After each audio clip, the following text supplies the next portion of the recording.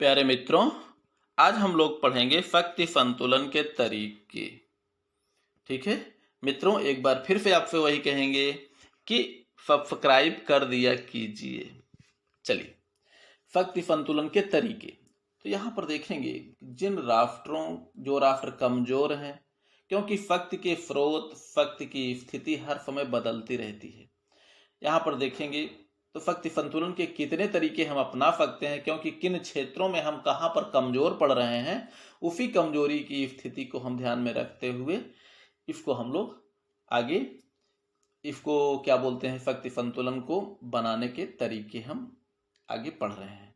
ठीक है, पहला नंबर है आयुधों का भंडार, हथियारों को एकत्रीकरण। ठीक है, शस्त्रीकरण हम कह सकते हैं। अगर हमारे पास मान लीजिए सैनिक कम है तो कहीं ना कहीं पर हम उसको देखते हैं, एक राष्ट्र की शक्ति को हम दूसरे राष्ट्र की दूसरी शक्ति के रूप में हम परिवर्तित करके भी शक्ति का संतुलन स्थापित कर सकते हैं। यहाँ पर मान के चलिए जो आयुधों का भंडार है, यहाँ पर हथियारों की संख्या पर भी निर्भर है, हथियारों की क्वालिटी पर भी निर्भर है। ठीक है, तो आधुनिक हथियार यानी जहाँ पर हम हथियारों की दृष्टि से या सैनिकों की दृष्टि से कमजोर पड़ रहे हैं, तो वहां पर हम टेक्नोलॉजी की दृष्टि से अपने आप को मजबूत बनाकर शक्ति संतुलन को स्थापित कर सकते हैं। तो यहाँ पर आयुधों में, हथियारों में हम अत्यधिक लेटेस्ट उपकरण का प्रयोग कर सकते हैं, क्योंकि विज्ञान और तकनीकी में आप देख ही रहे हैं कि टेक्नोलॉजी इतनी अधिक विकसित होती जा रही है कि डेली नए नए हथियार, नए नए प्रकार के हथियार जो है बनाए जा रहे हैं। तो यहाँ पर जो आयुधों का भंडार है वो है आधुनिक आयुधों का भंडार। आप आधुनिक आयुधों की प्रतिस्पर्धा जो है एक प्रकार से शक्ति संतुलन को बनाए रखने में सहयोग करती है। प्रतिस्पर्धा भी हो सकती है, बना बना के रखना भी है। अब आधुनिक परमाणु युद्ध के समय में आप देख ही रहे हैं कि परमाणु भंडारण जो महाशक्तियों के हाथ में बना हुआ है, उससे भी शक्ति संतुलन बना हुआ है। ठीक है, और इसके कारण भी शांति बनी हुई है। भाई, अमेरिका और सोवियत संघ जैसी महाशक्तियां आपस में इसलिए नहीं टकरा रही हैं कि पारस्परिक विनाश का भय है उन दोनों में, जिसके कारण संतुलन बना हुआ है। अर्थात अगर युद्ध शुरू होता है तो दोनों में कोई विजयी भी नहीं होगा, पराजित भी नहीं होगा, बल्कि दोनों का पूर्ण विनाश होगा। ठीक है, ये संभव किसके द्वारा हुआ? जो आयुधों का भंडार जो इकट्ठा है, बड़ी मात्रा में मिसाइल्स हैं, प्रक्षेपास्त्र हैं, मिसाइल्स हैं, परमाणु बम हैं, रासायनिक और जैविक हथियार हैं। ठीक है, तो इन सब का भारी मात्रा में भंडारण भी जो है संतुलन को बनाए रखने में कारगर होता है। ठीक है, तो आयुधों का भंडार इकट्ठा करने से भी संतुलन स्थापित हो जाता है। ठीक है, अगला है सेना का विस्तार। भाई, अगर कहीं पर संतुलन स्थापित करना है, शत्रु के पास बड़ी सेना है, तो अपनी सेना को अभी विस्तार आपको करना होगा। सैनिकों की भर्ती, प्रशिक्षण, जितना अधिक भर्ती, जितना अधिक प्रशिक्षण, उतने ही अधिक हथियारों की जरूरत पड़ेगी। ठीक है, तो एक प्रकार से सेनाओं को बढ़ाकर, सेनाओं की संख्या को बढ़ाकर, सेनाओं को बड़ा करके भी शक्ति के संतुलन को स्थापित किया जा सकता है। ठीक है, अगला है अधिक क्षेत्रों पर प्रभुत्व स्थापित करना। ठीक है, ये दूसरा हो गया मित्रों। ये तीसरा है अधिक से अधिक क्षेत्रों पर प्रभुत्व स्थापित करना। वैसे मित्रों देखा जाए तो अगर आपकी क्षेत्रफल आपका छोटा है, क्षेत्रफल आपका अगर छोटा है, कमजोर, छोटा राष्ट्र तो ऐसे भी कमजोरी का प्रतीक माना जाता है अगर वहां पर टेक्नोलॉजी नहीं है तो, बल्कि टेक्नोलॉजी है, यानी टेक्नोलॉजी के अभाव में छोटा राष्ट्र कमजोरी का प्रतीक माना जाता है। ठीक है, तो आज के परमाणु युग के समय में क्षेत्रफल का अधिक होना अत्यंत लाभदायक होता है, क्योंकि बड़े राष्ट्र को जीतने में भी समय लगता है। अब परमाणु युग में तो बड़े राष्ट्रों का महत्व और भी अधिक होता है, क्योंकि इससे द्वितीय प्रहारक क्षमता हमको कई बार प्राप्त हो जाती है अगर हमारा क्षेत्रफल ज़्यादा है तो यहाँ पर शक्ति के संतुलन अगर किसी राष्ट्र विशेष को ध्यान में रखकर बनाना हो, यानी अपने शत्रु राष्ट्र को ध्यान में रखकर बनाना हो, उसका क्षेत्रफल हमसे ज़्यादा है, तो हमें भी चाहिए कि अड़ोस पड़ोस के अपने अन्य राज्यों पर अधिकार करके अपने क्षेत्रफल को बड़ा कर लेना चाहिए, ताकि हमको द्वितीय प्रहारक क्षमता कई बार मिलती, क्योंकि जितना आपका क्षेत्रफल ज़्यादा होगा उतनी ही बार आपको द्वितीय प्रहारक क्षमता प्राप्त होगी। अर्थात फंगल या प्रथम आक्रमण में ही आप पूर्णतया नष्ट नहीं होंगे, आपको द्वितीय प्रहार करने का आपको मौका मिलने की संभावना बढ़ जाती है। ठीक है, तो अगला है मैत्री संधियां। मित्रों, अगर हम कहीं ना कहीं पे कमजोर पड़ते हैं तो अपने पड़ोसियों से, अन्य राज्यों से, अन्य शक्तिशाली राज्यों से हम मित्रता के द्वारा भी अपने आप को अपना शक्ति संतुलन हम बना सकते हैं, अपने को शक्तिशाली बना सकते हैं। ठीक है, यहाँ पर अन्य राज्यों के द्वारा मैत्री संधियां, जैसे कौटिल्य ने भी एक विदेश नीति में संशय की नीति उन्होंने अपनाया था, कि जिसमें कहा जाता है अगर आपका किसी पड़ोसी शत्रु से आपको या किसी शत्रु से आपको खतरा हो तो आपको किसी अन्य राज्य से मित्रता करके अपनी रक्षा करनी चाहिए, अपना बचाव करना चाहिए। लेकिन ध्यान रहे कि जिनसे दोस्ती की जाए, जिस राज्य से मित्रता की जाए, वो राज्य हमारे शत्रु के मुकाबले या तो ज्यादा ताकतवर हो, अगर ज्यादा ना भी हो तो कम से कम बराबर हो। ठीक है, तो यहाँ पर मैत्री संधि के द्वारा भी शक्ति का संतुलन स्थापित किया जा सकता है। ठीक है, चलिए अगला है तटस्थ मध्यवर्ती राज्य की स्थापना। मित्रों, मध्यवर्ती राज्य क्या बोलते हैं? जिसे कहते हैं बफर स्टेट। बफर स्टेट का मतलब दो शक्तिशाली राज्यों के बीच में स्थित अगर एक छोटा सा राज्य होता है जो दोनों शक्तिशाली राज्यों में किसी से दुश्मनी नहीं पालता, बल्कि दोनों से ही एक निश्चित दूरी बनाकर अपना एक व्यवहार बना के रखता है, मित्रता बना के रखता है और दोनों से मिलने वाले लाभों को ग्रहण करता है, तो उसे हम कहते हैं बफर स्टेट। ठीक है, जैसे बफर स्टेट में हम मान सकते हैं भारत और चीन के बीच में बफर स्टेट इस समय नेपाल हो गया, और ये इधर क्या बोलते हैं भूटान हो गया। तो एक प्रकार से भारत और चीन के बीच में ये बफर स्टेट हैं। इसके पहले जो है नेपाल के ऊपर भारत और जो है चाइना के बीच में सीधे तिब्बत रहा था, तिब्बत था, वो भी एक प्रकार से बफर स्टेट ही था। तो बफर स्टेट का मतलब एक निर्बल सा राष्ट्र जो दो शक्तिशाली राज्यों के बीच में एक छोटा सा राज्य हो, तो होता है बफर स्टेट, जो दोनों महाशक्तियों को एक प्रकार से आमने सामने आकर से बचाती रही हैं। और इन्हीं और ये बफर स्टेट जो होते हैं, मध्यवर्ती राज्य जो होते हैं, इन पर अगर कोई राष्ट्र अधिकार करता है तो यहीं पर दुश्मनी की कसौटी भी हो जाती है, क्योंकि देखा जाए जो भी राष्ट्र अधिकार इन पर करेगा वही राष्ट्र ये प्रभाव क्या बोलते हैं वो विस्तारवादी माना जाएगा, और वहीं पर दूसरा राष्ट्र सावधान हो जाएगा। जैसे मान के चलिए जब तक ये भूटान सुरक्षित है, जब तक जो है नेपाल सुरक्षित है, तब तक भारत और चीन में डायरेक्ट जो है भाई अन्य सीमाओं पर भले लड़े, लेकिन ना तो नेपाल को खतरा है ना भूटान को खतरा है। जहां पर भूटान के खतरे को चाइना ने या भारत ने भूटान पर अधिकार करने का प्रयास करेगा, इनको परेशान करने का प्रयास किया, वहीं पर दोनों महाशक्तियां एक दूसरे के सामने आ जाएंगी। जैसे आप देख सकते हैं जब डोकलाम विवाद हुआ था, चाइना भूटान के क्षेत्र पर अधिकार करना चाहता था, सड़क निर्माण कराना चाहता था, वहां पर तुरंत जो है भारत ने एक्शन ले लिया और सड़क निर्माण को रोक दिया।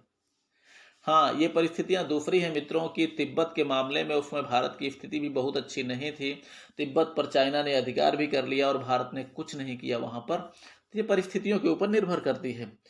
लेकिन आज के समय में देखा जाए, आज के समय में क्या फिलहाल ये पहले से ही व्याप्त है कि दो शक्तिशाली शत्रुओं के बीच में अगर छोटा सा राष्ट्र मौजूद है तो उसे हम बफर स्टेट कहते हैं, और उस बफर स्टेट की सुरक्षा जो है इन दोनों राज्यों पर ही निर्भर है, दो शक्तिशाली पड़ोसियों पर ही निर्भर है, और इन पर कोई अधिकार करता है तो वही उसकी सुरक्षा की और सामने आने की घोषणा हो जाती है। ठीक है, यानी एक मध्यवर्ती राज्य दो शक्तिशाली राज्यों को आमने सामने आने से बचाता है, और उस प्रकार से दोनों में शक्ति संतुलन जो कायम रखता है वो एक प्रकार से मध्यवर्ती राष्ट्र जो होते हैं शक्ति संतुलन को कायम रखते हैं दोनों राज्यों के बीच में, जो आमने सामने आने से बचाते हैं। अगला है शक्ति का विकेंद्रीकरण। विकेंद्रीकरण का मतलब होता है मित्रों बिखराव। ठीक है, शक्ति का विकेंद्रीकरण का मतलब होता है बिखराव। इसके द्वारा भी शक्ति संतुलन कायम हो सकता है। ठीक है, अर्थात शत्रु के शक्ति को अगर जो है संतुलित करना है, शत्रु के शक्ति को कमजोर करना है, तो उसको तोड़ तोड़ के अलग करना, उसके शक्ति के जो गुट होते हैं उनको तोड़ना या अलग करना, उनको बिखेर देना। ठीक है, एक प्रकार से ये भी शक्ति संतुलन बनाने में कारगर उपाय होता है। ठीक है, अगला है फूट डालो और शासन करो। फूट डालो और राज्य करो, एक प्रकार से ये अंग्रेजों की स्थिति है। अंग्रेज जहां पर कमजोर पड़ते थे, आपको मालूम है कि कहीं वहां अंग्रेज जहां पर कमजोर पड़ते थे अंग्रेज जो है जहां पर कमजोर पड़ते थे वहीं कहीं पर उनके सेनापतियों को, कहीं राजा साहब के मंत्रियों को, कहीं छोटे भाइयों को या सैनिक अधिकारियों को अपनी ओर मिलाने का प्रयास करते थे। तो एक प्रकार से ये अंग्रेजों की संतुलन बनाने की नीति रही है भारत में राज्य करने के लिए, भारत को उपनिवेश बनाने के लिए, कि आपस में ही फूट डालकर वो, क्योंकि अंग्रेज वहां से मुट्ठी भर तो लेकर सैनिक आए थे, यहाँ पर कुछ भारतीयों को इन्होंने भर्ती करके अपनी सेना में ट्रेंड कर दिया था। तो बाकी अन्य राज्यों से लड़ने में अगर देखा जाए तो अकेले अकेले ही इन्होंने सबसे लड़ा है, कभी संगठित शक्ति का मुकाबला इन्होंने नहीं किया है। अगर संगठित शक्ति का मुकाबला केवल एक बार ही करने को आया था, वो भी थोड़ा से कुछ गड़बड़ी थी, वो भी 1857 की क्रांति में। अगर एक ही दिन में ये संपूर्ण संगठित शक्ति एक हो जाती तो संभवतः अंग्रेजों को उसी समय भारत छोड़कर भागना पड़ता, या तो सभी अंग्रेज वहीं पर मार दिए गए होते। ठीक है, लेकिन अंग्रेजों ने अकेले अकेले, यानी एक पे संधि करना, दूसरे पे आक्रमण करना, ये नीति इन्होंने जारी रखा और भारत की आपसी फूट का उन्होंने लाभ उठाया। आपसी फूट का भी लाभ उठाया, जहां आवश्यकता पड़ी वहां उन्होंने आपस में फोड़ भी दिया। जैसे आप देख सकते हैं प्लासी के युद्ध में मीर जाफर को मिलाकर अंग्रेजों ने कितना बड़ा धोखा किया था, उससे क्या फूट डाल दिए थे दोनों में। बताइए, जिस राज्य की सेना ही जो है लड़ने के लिए तैयार ना हो, सेना ही ना लड़े, उस राज्य को कौन बचा पाएगा। यही कंडीशन थी, मीर जाफर को लालच देकर मिला लिया। मीर जाफर भी निहायत लालची, वो सुल्तान बनना चाहता था, वो दिल्ली का, वो सॉरी बंगाल का नवाब बनना चाहता था। ठीक है मित्रों, तो एक प्रकार से ये शक्ति संतुलन स्थापित करने का ये भी एक तरीका है कि अपने शक्ति गुटों को, सॉरी अपने शत्रु के शक्ति गुटों में या उसकी शक्ति में, उसके अधिकारियों में आपस में फूट पैदा कर दो। राजा के भाई को मिला लो, उसको भी लालच दे दो कि हम तुमको राजा बना देंगे, क्योंकि छोटे भाइयों की क्षमता तो ऐसी कभी नहीं होती कि वे बेचारे तो कभी राजा बनने के बारे में सोच ही नहीं सकते थे। तो अंग्रेजों ने जब उनको जो है ऐसा लालच दिया तो बहुत से छोटे भाई भी जो है राजा बनने के चक्कर में अपने भाइयों से बगावत कर दिए। तो यहाँ पर भी शक्ति संतुलन इस प्रकार अपनाया जाता है। ठीक है, अगला है निशस्त्रीकरण एवं शस्त्र नियंत्रण। यानी शक्ति संतुलन को स्थापित करने के लिए अगर देखा जाए तो कमजोर राष्ट्र है तो शक्तिशाली राज्यों को निशस्त्र करने के लिए ये विधि अपनाई जाती है, जैसा कि आपसी विश्वास को बनाने के लिए और हर प्रकार की बर्बादी से बचने के लिए शीत युद्ध काल के अंतिम समय में लगभग 72 के दशक में, मान के चलिए 67 से ही पीटी बीटी एनपीटी संधियां लागू हो गई थी, जहां पर प्रतिबंध लगाया गया था। लेकिन 70-72 के दशक में जब शीत युद्ध वाले जो है राष्ट्रों के बारे में ये निशस्त्रीकरण एवं शस्त्र नियंत्रण की गतिविधियां, ये संधियां चालू हो गई थी, तो उस समय से भी शक्ति जो है संतुलित होना प्रारंभ हो गई थी। यानी एक दूसरे पर लगाम लग चुकी थी शक्ति की प्रतिस्पर्धा में, जिससे भी शक्ति संतुलन धीरे धीरे अंत में होते होते दोनों विरोधी गुटों में नजदीकी बढ़नी प्रारंभ हो गई और 1991 तक जो है शीत युद्ध समाप्त हो गया। तो यहाँ पर जो है निशस्त्रीकरण और शस्त्र नियंत्रण के द्वारा ही दोनों राष्ट्र एक दूसरे के नजदीक आए, आपस में संतुलन स्थापित किया और इन जो है विनाशक हथियारों के प्रतिस्पर्धा को अपने आप को बचाया और विकास की ओर अपने राज्य को अग्रसर किया। ठीक है, अगला है हस्तक्षेप। हस्तक्षेप का मतलब भाई किन्हीं अन्य राष्ट्रों में, यानी कोई राष्ट्र अगर शक्तिशाली होता जा रहा हो, ठीक है, तो उसके राज्य में हस्तक्षेप करके भी उसके राज्य को शक्ति को नियंत्रित किया जा सकता है। ठीक है, जैसे मान के चलिए कोई ऐसी घटना हो रही हो जो अपने हितों के अनुकूल ना हो, जिससे जो है विश्व शांति को खतरा होने की संभावना हो, तो वहां पर यह हस्तक्षेप जैसी गतिविधियों को अपनाया जा सकता है। ठीक है, चलिए अगला है शक्ति संतुलन का उद्देश्य व उपयोगिता। ठीक है मित्रों, शक्ति संतुलन का उद्देश्य व उपयोगिता इसमें देख सकते हैं। प्रभुता संपन्न राज्यों के अंतर्गत स्थिरता बनाए रखने में शक्ति संतुलन सहायता करता है। दूसरे शब्दों में हम ये कह सकते हैं कि यह राज्यों की स्वतंत्रता की गारंटी देता है। अगला है शांति स्थापना में शक्ति संतुलन की नीति सहायता करती है। मित्रों, ये तो हम लोग जानते ही हैं, अगर शक्ति संतुलित है तो लड़ाई नहीं होगी, शक्ति असंतुलित हो गया तभी लड़ाई होना है। ठीक है। शक्ति संतुलन छोटे राज्यों की सार्वभौमिकता की गारंटी लेता है। अगला है, दो बड़े राष्ट्रों के बीच यदि प्रतिस्पर्धा है तो उनमें से कोई भी एक दूसरे को अधिक शक्तिशाली नहीं देखना चाहेगा, उनमें से कोई यह नहीं सहन करेगा कि कोई इन छोटे राज्यों पर आक्रमण करे। इस तरह सभी की सुरक्षा व गारंटी, स्वतंत्रता की गारंटी बनी रहती है। ठीक है। अगला है, शक्ति संतुलन के प्रमुख दो उद्देश्यों में स्वतंत्रता प्राथमिक एवं शांति स्थापना द्वितीय होती है। लेखकों ने तीसरा उद्देश्य भी जोड़ दिया है, वो है शक्ति संतुलन अंतर्राष्ट्रीय कानून को बनाए रखने के लिए अनिवार्य है। इनका मानना है कि अंतर्राष्ट्रीय कानून को लागू करने वाली कोई केंद्रीय सत्ता नहीं है, इसलिए शक्ति संतुलन के द्वारा किसी राष्ट्र को शक्तिशाली होने से रोका जा सकता है। मित्रों, यहाँ पर देख सकते हैं तो एक प्रकार से अगर दो शक्ति गुट हैं जिनमें संतुलन बना हुआ है, कोई कानून है, तो नियमों का पालन अर्थात जो है सभी राष्ट्र या वो महाशक्तियां जरूर करती हैं जो प्रमुख दो शक्तियां हो, विरोधी शक्तियां हो, क्योंकि उनको मालूम है अगर हम पालन नहीं करेंगे तो हमारा विरोधी राष्ट्र जो है वो भी पालन नहीं करेगा, इसलिए अपने आप को कहीं ना कहीं वो अपने को इससे बंधा हुआ पाते हैं। क्योंकि कोई अगर वही राष्ट्र शक्ति में ताकतवर हो जाए तो वो किसी की बात मानने के लिए मजबूर नहीं है, क्योंकि उन्हें किसी का डर नहीं होता। ठीक है। अगला है, आगे देख सकते हैं शक्ति संतुलन और सामूहिक सुरक्षा में अंतर। वैसे मित्रों ये चैप्टर लंबा होता जा रहा है, फिलहाल ठीक है। देखिए, शक्ति संतुलन और सामूहिक सुरक्षा में अंतर क्या होता है, ये प्रश्न आप लोगों से बार बार पूछा जाता है परीक्षाओं में और महत्वपूर्ण भी है।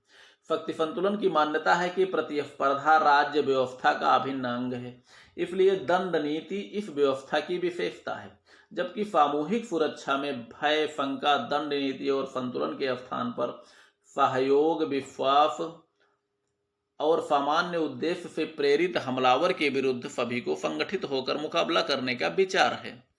सामूहिक सुरक्षा अनेक राष्ट्रों द्वारा शांति की स्थापना के लिए सार्वभौमिक संधि है, जबकि शक्ति संतुलन किसी राज्य या राज्यों के विरुद्ध एक प्रतियोगी संधि है जिसका निर्माण युद्ध को ध्यान में रखकर किया जाता है। मित्रों, एक प्रकार से शक्ति संतुलन जो है ये गुटबंदी वाली रणनीति है, जिसे हम सामूहिक प्रतिरक्षा वाली रणनीति से भी समझा जा सकता है।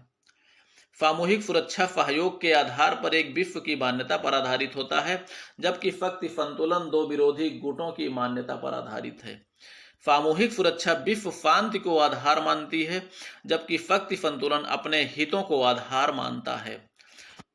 अगला है, शक्ति संतुलन प्रतिस्पर्धा को जन्म देता है, जबकि सामूहिक सुरक्षा सहयोग को। मित्रों, शक्ति संतुलन में प्रतिस्पर्धा होती है, अर्थात हथियारों के निर्माण की प्रतिस्पर्धा, जहां पर यह निश्चित होता है कि हमारे पास हमारा विरोधी दूसरा गुट है, उसके मुकाबले हमको स्पर्धा करना है, उसके मुकाबले में हमको पीछे नहीं हटना है।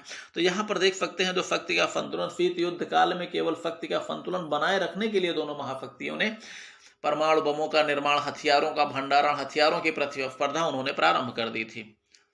ठीक है। अगला है, शक्ति संतुलन सैनिक संगठनों में विश्वास रखता है, जबकि सामूहिक सुरक्षा अंतरराष्ट्रीय संधि को महत्व देता है, जैसे संयुक्त राष्ट्र संघ। सैनिक संगठनों में नाटो और वार्सा पैक्ट, ये हो गया। अगला है, शक्ति संतुलन व्यवस्था नाटो एवं वार्सा पैक्ट जैसे सैनिक संगठनों को जन्म देते हैं, जबकि सामूहिक सुरक्षा संयुक्त राष्ट्र संघ जैसे अंतरराष्ट्रीय संगठन को। ठीक है मित्रों, तो उम्मीद करता है चैप्टर समझ में जरूर आ गया होगा। इसको समझने के पहले दोनों में अंतर को, या फिर पहले आपको मित्रों सामूहिक सुरक्षा और शक्ति संतुलन, इन दोनों को अर्थों को आप बार बार समझ लीजिएगा। ठीक है। यहाँ पर हम आपको एक बार फिर से आपको सरसरी निगाह से आपको समझा दे रहे हैं कि सामूहिक सुरक्षा जो है अंतरराष्ट्रीय संधि में, अंतरराष्ट्रीय संगठन जो कि संयुक्त राष्ट्र संघ है, उसकी धारणा है, उसकी मान्यता है, जहां पर दुश्मन का पता नहीं होता, और ये एक प्रकार से ये रहता है कि कोई भी अगर किसी पर आक्रमण करता है तो सब मिलकर उस पर आक्रमण करेंगे। लेकिन जो सामूहिक सुरक्षा या शक्ति संतुलन की जो धारणा बनती है, तो इसमें जो है एक प्रकार से प्रतिरक्षा वाली धारणा बनती है। इसमें एक प्रकार से दो विरोधी गुट होंगे या दो विरोधी राज्य होंगे जो एक दूसरे को ध्यान में रखकर दूसरे की शक्ति अगर बढ़ रही है तो अपनी शक्ति को भी बढ़ाएंगे, अर्थात एक दूसरे से प्रतिस्पर्धा करते हुए आगे बढ़ते हैं। जिस क्षेत्र में उसका विकास होता है कहीं ना कहीं अपने आप को उसी क्षेत्र में विकसित करना चाहते हैं। खास करके जो सबसे बड़ा खतरा होता है वो युद्धों का होता है। इसलिए ज्यादातर राष्ट्र इसमें जो शक्ति संतुलन बनाने के लिए यौद्धिक उपकरणों या युद्ध यंत्रों या बड़े बड़े घातक हथियारों को बनाकर ही अपने को शक्तिशाली बनाने का प्रयास करते हैं और एक दूसरे को संतुलित रखने का प्रयास करते हैं। तो यहाँ पर शीत युद्ध काल में देखा जाए तो सामूहिक प्रतिरक्षा भी उसको कह सकते हैं, इसके लिए उन्होंने किया था। और ये शक्ति संतुलन के लिए भी उन्होंने जो है शीत युद्ध जो है प्रारंभ हुआ था। दोनों के बीच में फिलहाल कोई युद्ध नहीं हुआ, केवल तनाव ही व्याप्त रहा, लेकिन प्रतिस्पर्धा में दोनों की प्रतिस्पर्धा आगे तक चलती रही। जो भयानक और भारी मात्रा में परमाणु हथियारों का भंडारण, जैविक और रासायनिक हथियारों के भंडारण के साथ ही 1992 में और 91 में समाप्त हुई अंत में जाकर। फिर भी अभी दोनों के पास इतने सारे हथियार मौजूद हैं कि अभी भी वे किसी से कम नहीं हैं। ये धरती को हम कम से कम सैकड़ों बार नष्ट करने की क्षमता दोनों में मिलाकर बनी हुई है। ठीक है, तो ये जो है एक प्रकार से सामूहिक सुरक्षा, जिसमें दुश्मन का पता नहीं होता, सबके लिए है, सब एक के लिए, सबके लिए, अर्थात एक पर किया गया आक्रमण सब पर माना जाएगा। लेकिन सामूहिक सुरक्षा और शक्ति संतुलन की धारणा में ये मालूम है कि हमको किसके विरुद्ध अपनी सुरक्षा करनी है। सोवियत संघ को अमेरिका से खतरा, अमेरिका को सोवियत संघ से खतरा, अर्थात दोनों ने प्रतिस्पर्धा किया तो एक दूसरे को ध्यान में रखकर ही किया था। ठीक है, इसी तरह संतुलन भी उन दोनों ने एक दूसरे को ध्यान में रखकर ही बनाया था। ठीक है, तो ये उम्मीद करता हूँ चैप्टर आपको समझ में आया होगा। नहीं तो आप लोग कमेंट करिएगा, फिर हम लोग आगे समझने का प्रयास करेंगे। तब तक पढ़िए लिखिए, मस्त रहिए। मित्रों, सब्सक्राइब कर दिया कीजिए।